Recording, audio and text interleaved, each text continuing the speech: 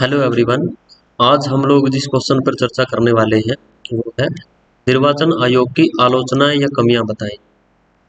Criticism of the election commission यानी भारत का जो चुनाव आयोग, उस आयोग की आलोचना किन आधारों पर बनती है, क्या क्या कमियां उस आयोग में हैं। वो सारे जो विचारक हैं, जैसा सोसाइटी में डिस्कशन चलता है, तो उसके आधार पर हम देखते हैं कि क्या क्या कमियां जो हो फैक्ट बेस से इलेक्शन कमीशन में पाई जाती हैं। ओके, पहली जो कमी आलोचना बताई जाती है इलेक्शन कमीशन का, जो क्रिटिसिज्म जिस बेस के ऊपर किया जाता है वो है चुनाव आयुक्तों की योग्यताओं और कार्यकाल का वर्णन। यानी जो मुख्य चुनाव आयुक्त है और जो अन्य चुनाव आयुक्त है कि वर्तमान में जो चुनाव आयोग है वो बहुसदस्यीय एक संस्था है, मल्टी मेंबर्ड बॉडी है। तो उसमें एक तो मुख्य चुनाव आयुक्त होता है जो वर्तमान में है सुशील चंद्रा। तो जो है वो अन्य चुनाव आयुक्त होते हैं। तो ये जो अन्य चुनाव आयुक्त होते हैं और जो मुख्य चुनाव आयुक्त होते हैं, उनकी एक तो क्वालिफिकेशंस के लिए कॉन्स्टिट्यूशन में कुछ भी लिखा नहीं गया, कानूनों के द्वारा चीजें कार्यकाल संबंधी भी डिसाइड करी गई है, कार्यकाल के संबंध में कुछ नहीं। तो एक कानून के द्वारा ये जरूर प्रावधान है कि 6 वर्ष का कार्यकाल है। अगर उस 6 वर्ष पूरा होने से पहले उसकी जो एज है वो 65 ईयर्स हो जाती है, तो फिर जो हो उसको त्याग पत्र देना पड़ेगा, उसका कार्यकाल वहीं तक का हो। तो इसके लिए संविधान में प्रोसेस होना चाहिए। सारे आलोचक ये बोल रहे हैं कि संविधान में इस तरह की व्यवस्था पारदर्शी तरीके से जो हो लागू की जानी चाहिए। ओके, सेकंड जो क्रिटिसिज्म बनता है वो है परिसीमन अधिकार का दुरुपयोग होता है। बहुत सारे या स्पेशली इसमें ओपोजिशन पार्टीज की तरफ से कहा जाता है कि जो परिसीमन का जो राइट दे रखा है इलेक्शन कमीशन के, तो इसमें क्या होता है, इसमें फिर जो पॉलिटिकल इंटरफेरेंस है वो ज़्यादा रहता है। तो इस वजह से जो परिसीमन करवाने की जो जिम्मेदारी रहती है कि जो आंतरिक क्षेत्र होते हैं, कोई भी जैसे संसदीय क्षेत्र है, कोई राज्य विधानसभा का क्षेत्र है, उसके जो इंटरनली जो पार्ट्स हैं उसमें जो भाग हैं उनमें चेंजिंग की का जो प्रोसेस रहता है।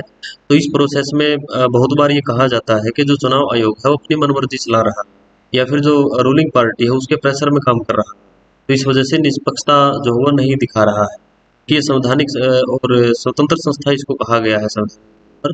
तो इस वजह से इससे ये उम्मीद लगाना जो हो ये सही नहीं है, उसके ऊपर कोई दबाव हो, कोई जो है पक्षपात करे।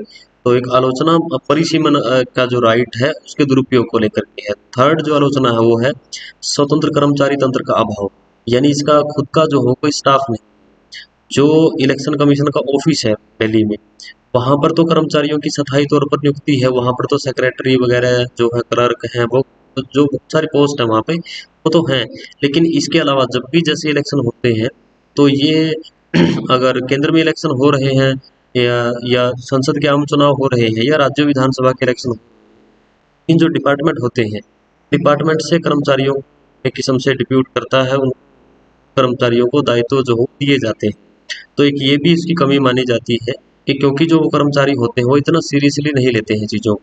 प्रशासनिक अधिकारियों को अहम जिम्मेदारियां होती हैं, बाकी डिपार्टमेंट्स के कर्मचारियों निचले लेवल की जो जिम्मेदारियां हैं वो दी जाती हैं। तो बहुत बार जो हो वो ज़्यादा गंभीरता से नहीं लेते हैं इलेक्शन कमीशन के ऑर्डर्स को। और कई बार ये भी देखा गया है कि जो सेंसिटिव एरियाज हैं वहाँ पर जाने में जो है वो अनदेखी करते हैं, वहाँ पे उसको और ज़्यादा एक किस्म से वो टेंशंस हैं जो इलेक्शन कमीशन की वो बढ़ाने का काम करते हैं। जैसे जम्मू कश्मीर के रिगार्डिंग इस तरह की चीज़ें रही कि वहाँ पे जाने से मना कर दिया था इलेक्शन कमीशन के जो कर्मचारी थे उन्होंने कि हम लोग जो है वहाँ पे नहीं जाएंगे। तो इस सिचुएशन में उनके लिए बड़ा मुश्किल हो गया कि वो दिल्ली से लेके जाएं, फिर कहाँ से लेके जाएं ताकि वहाँ पे इलेक्शन कंप्लीट करवाया जा सके। तो एक कमी ये भी है कि इसका खुद का जो हो कोई स्टाफ नहीं। उसके अलावा जो कमी है वो चुनाव धांधलियों को रोकने में असफल। यानी जो चुनावों जब भी इलेक्शन होते हैं इंडिया में, हालांकि देखो हम लोग ये नहीं मान सकते कि पहले और वर्तमान के जो अंतर रहा है, जो पूरा कालांतर रहा है, इसमें कोई सुधार नहीं हुआ है। लेकिन फिर भी जो चुनाव से जुड़ी अनियमितताएं होती हैं, जो इरेगुलरिटीज हैं इलेक्शन से जुड़ी हुई, को रोकने में पूरी तरह सफल नहीं रहा है इलेक्शन कमीशन। और बहुत बार ये देखा गया है कि वो अपने जो जो रूल रेगुलेशन है उनको फॉलो करवाने में असमर्थ लग।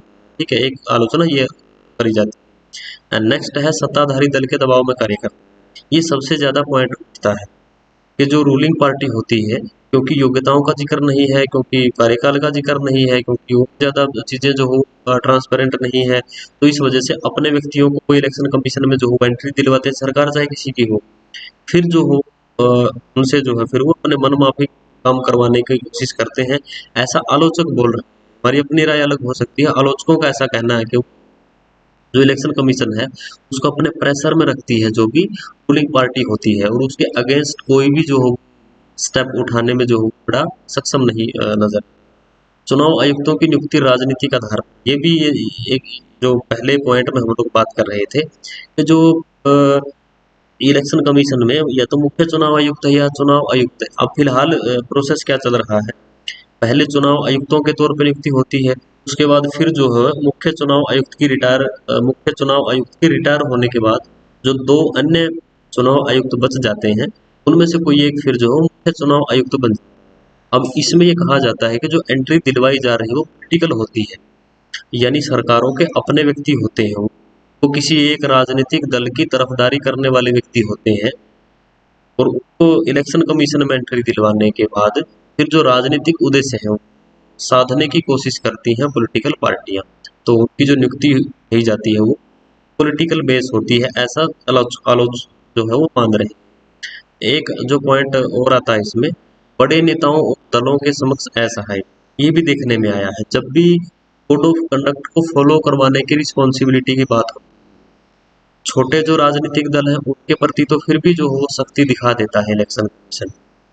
जो मध्यम दर्जे के, जो छोटे दर्जे के जो राजनेता होते हैं के अगेंस्ट तो कुछ न कुछ जो हो कार्यवाही करने की स्थिति में रहता है, लेकिन जो बड़े लीडर हैं, जो किसी भी पार्टी के टॉप लेवल के जो पॉलिटिशियंस हैं, जो मान लो प्रधानमंत्री इलेक्शन कहीं से लड़ रहा है, तो इलेक्शन कमीशन की क्या हिम्मत कि वो प्रधानमंत्री के अगेंस्ट कुछ चीजें या उसकी कमियां निकाल के उसको कहे कि आपने ये गलत किया है, या फिर कोई मान लो देश का बड़ा जो वो मंत्री इलेक्शन लड़ रहा है, तो जो भी बड़ी शख्सियत होती है राजनीतिक मायने में, तो उनके अगेंस्ट जो हो बड़े राजनेताओं के अगेंस्ट जो इलेक्शन कमीशन है वो इतना सफल नहीं रहा है कार्यशैली के विषय में। ओके, तो ये कुछ आलोचनाएं थी इलेक्शन कमीशन की, जो विभिन्न आधारों पर जो हो आलोचित इलेक्शन कमीशन को किया जाता है। Okay, thank you.